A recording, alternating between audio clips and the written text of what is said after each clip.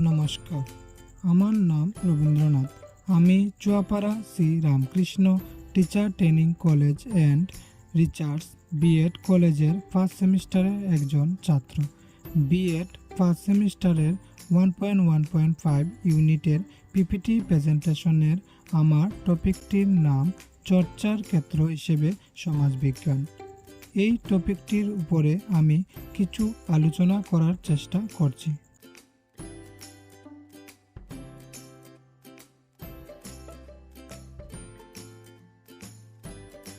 ভূমিকা: শিক্ষার নানা ধরনের বিষয়ভিত্তিক শ্রেণীর মধ্যে সমাজ বিজ্ঞান একটি অন্যতম প্রধান প্রকারভেদ। সাধারণভাবে সমাজবিজ্ঞানের চর্চার বিষয় সমাজ ও সমাজের নানা ব্যক্তির মধ্যেকার পারস্পরিক সমাজের সঙ্গে সম্পর্ক। মানব জীবনের মানুষের প্রধান দুটি সত্তা হল ব্যক্তি সত্তা ও সামাজিক সত্তা। সামাজিক সত্তার বিকাশ সংঘটিত হতে সহায়তা করে সমাজ বিজ্ঞানের অন্তর্গত বিষয়গুলি, যেমন ইতিহাস, ভূগোল, অর্থনীতি, মনোবিজ্ঞান, রাষ্ট্রবিজ্ঞান ইত্যাদি। শিক্ষার্থী সমাজবিজ্ঞানের এই বিষয়গুলি চর্চার মধ্যে দিয়ে শিক্ষার্থীর নিজস্ব ব্যক্তিসত্তা ও নৈতিক মূল্যবোধ গড়ে তোলে।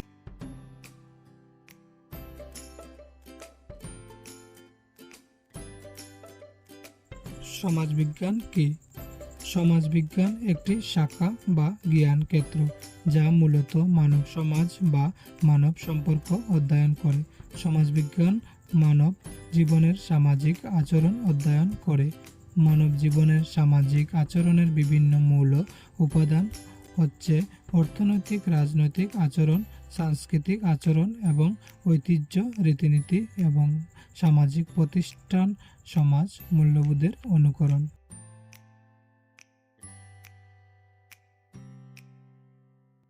সমাজবিজ্ঞানের উদ্দেশ্যাবলী: সমাজবিজ্ঞান সাধারণভাবে নাগরিকদের সামাজিক সচেতনতাবোধ তৈরি করাই হলো এর অন্যতম উদ্দেশ্য।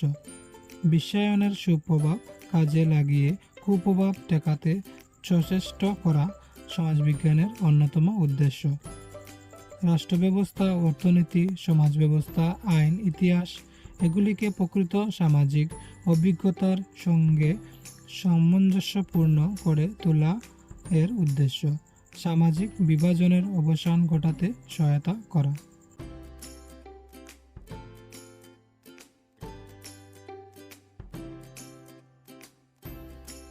চর্চার ক্ষেত্র হিসেবে সমাজবিজ্ঞান: প্রথম, দৃষ্টিভঙ্গির সম্প্রসারণ। শিশু জন্মগ্রহণ করার পর সামাজিক বা অসামাজিক কোনোটাই থাকে না, তখন তাকে বলা যায় সমাজ নিরপেক্ষ। কিন্তু এই অবস্থা নিতান্ত স্বল্পস্থায়ী। তার কারণ জন্মের পর থেকেই পরিবারের অন্যান্য ব্যক্তি সান্নিধ্য, শিশুর প্রতি তাদের আচরণ এবং শিশুর প্রতি যত্ন, নিরাপত্তা ও চাহিদার পরিতৃপ্তি সব মিলিয়ে শিশুর সামাজিক চেতনা জাগ্রত হতে শুরু করে। সামাজিক চেতনার পাশাপাশি ব্যক্তির বৌদ্ধিক বিকাশও দ্রুত গতিতে অগ্রসর হয়। তার ফলে প্রত্যেকটি ব্যক্তির সমাজ সম্পর্কিত দৃষ্টিভঙ্গি ক্রমশ সম্প্রসারিত হয়।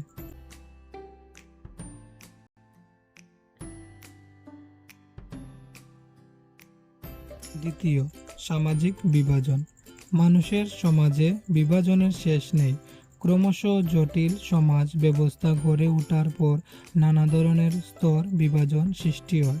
সমাজবিজ্ঞান পাঠের মধ্য দিয়ে সামাজিক বিভাজনের ঐতিহাসিক ও সামাজিক প্রেক্ষাপট সম্বন্ধে জানা যায়।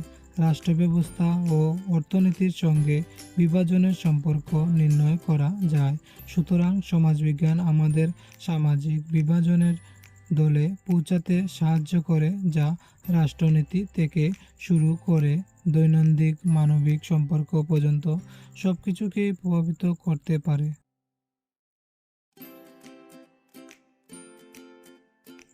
তৃতীয়, কৃষ্টিগত পরিপ্রেক্ষিত।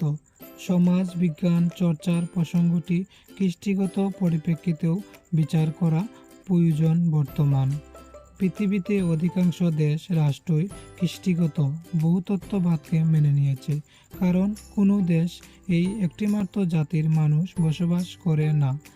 আমেরিকাতেও তিনটি প্রধান কৃষ্টির মানুষ, আমেরিকান, হিস্পানিক এবং এশিয়ান প্রবলভাবে উপস্থিত।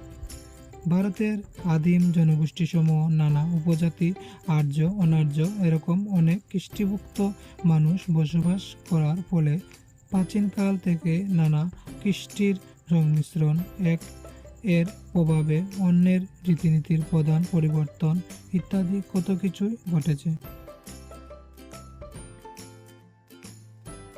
চতুর্থ, ব্যক্তি, সমাজ ও বিশ্বায়ন। বিষয় হিসেবে সমাজ বিজ্ঞানের প্রয়োজনীয়তা প্রসঙ্গে বর্তমান কালে বিশ্বায়নের কথা এড়িয়ে যাওয়া কঠিন। উন্নত ও দ্রুত যোগাযোগ তথা বিপুল সরবরাহ, পরিবর্তন, পেশা ও জীবিকার মধ্যে পরিবর্তন, বিশ্বায়ন, অর্থনীতি, এই সব কিছুর জটিল সমাহার বর্তমান বিশ্বায়নের অবশ্যম্ভাবী ফল হিসেবে পরিগণিত। তার কিছু ভালো এবং কিছু কুপ্রভাব ব্যক্তি জীবনে যেমন পরিবর্তন নিয়ে এসেছে, তেমনি সামাজিক প্রক্রিয়াগুলিরও পরিবর্তন এসেছে।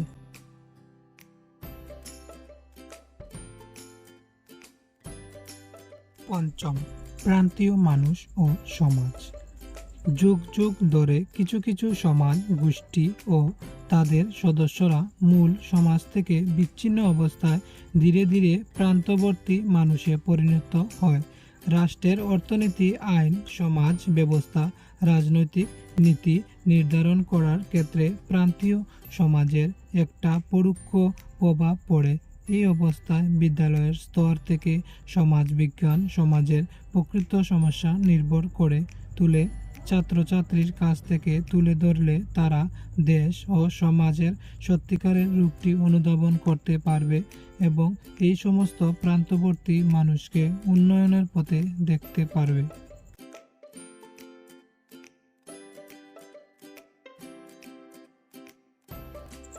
উপসংহার। পরিশেষে বলা যায় যে সমাজের বিভিন্ন ও বৈচিত্র্যপূর্ণ বিষয় সমাজ বিজ্ঞানে অন্তর্ভুক্ত। এটি দক্ষতা অর্জনের পথকে প্রসারিত করে। সমাজ বিজ্ঞান মানবিক মূল্যবোধকে গড়ে তুলতে সাহায্য করে, যা সমাজ বিজ্ঞান চর্চার মাধ্যমে শিক্ষার্থীরা সামাজিক মূল্যবোধ ও নৈতিকতা বিকাশ ঘটাতে সাহায্য করে। সমাজ বিজ্ঞান চর্চার মাধ্যমে শিক্ষার্থীরা সামাজিক বিভিন্ন সমস্যা সম্পর্কে সচেতন হয় এবং সেগুলি সমাধানের চেষ্টা করে।